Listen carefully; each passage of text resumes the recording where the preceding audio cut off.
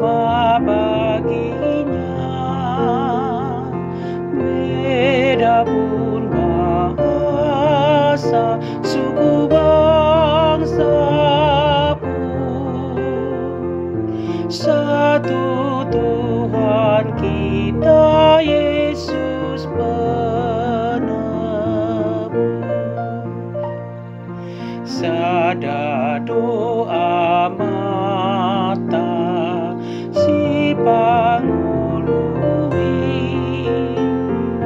sumarihon hita saleleng nangai, sasudengon uta nang buhal tai, sada doa mata para dehoni.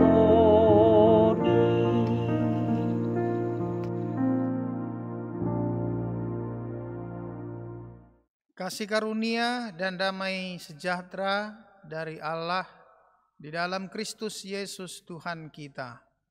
Amin. Shalom, ibu bapak saudara-saudara yang dikasihi Tuhan kita Yesus Kristus.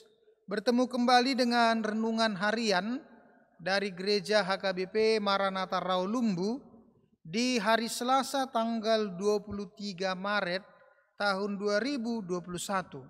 Firman Tuhan yang ditetapkan bagi kita diambil dari kitab Nabi Zakaria pasal 14 ayat 9. Demikian firman Tuhan tertulis di sana.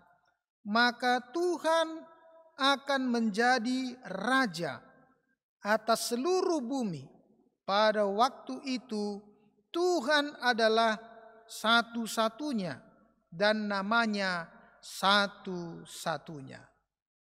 Ibu bapak saudara-saudara yang dikasihi Tuhan kita Yesus Kristus, ada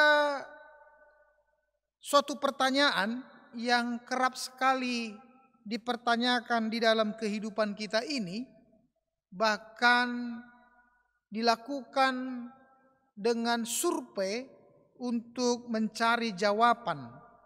Pertanyaannya adalah, siapakah yang paling berkuasa di dunia ini?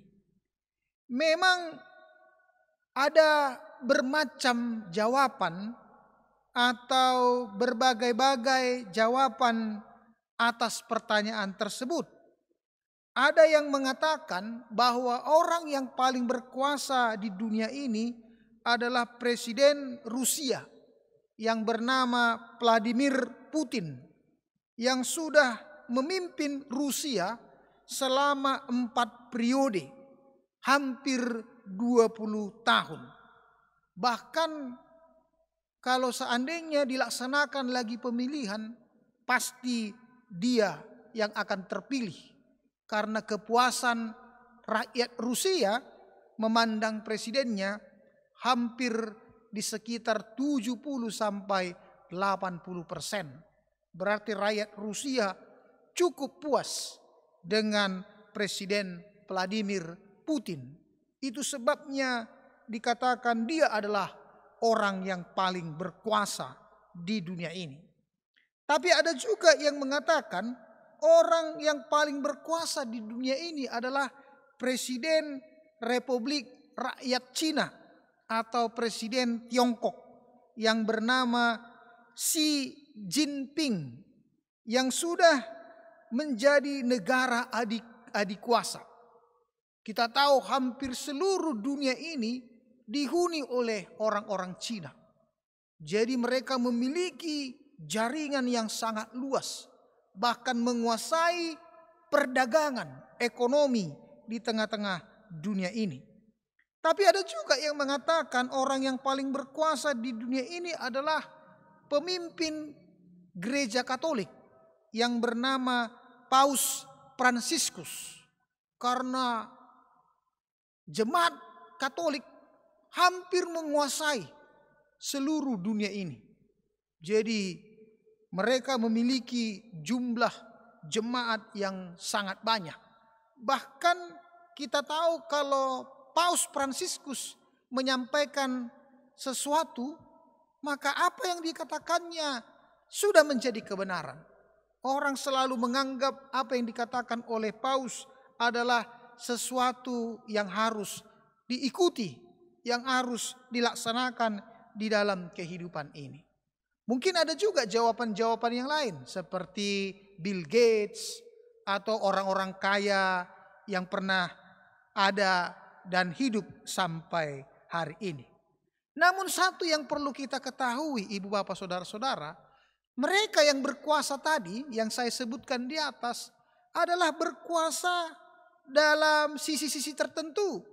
Tidak mungkin mereka berkuasa dalam segala hal.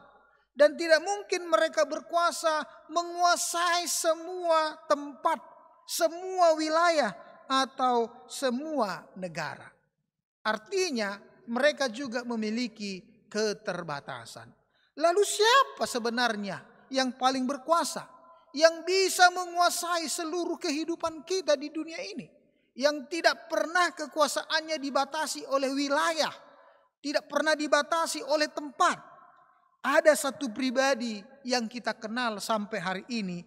Dialah yang paling berkuasa di tengah-tengah dunia ini, yaitu Tuhan Allah. Tuhan Allah adalah pribadi yang paling berkuasa. Dialah yang menciptakan langit, bumi dan segala isinya. Dialah yang menciptakan manusia.